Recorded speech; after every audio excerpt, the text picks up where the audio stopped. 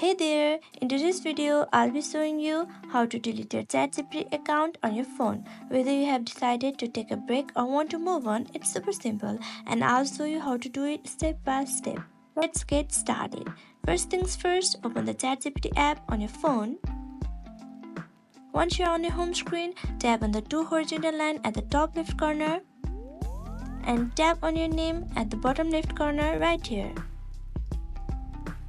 In the settings menu, you will see many options. Simply tap on data controls.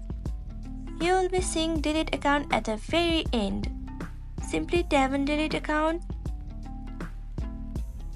Once you tap on delete account, you will be asked to confirm your decision.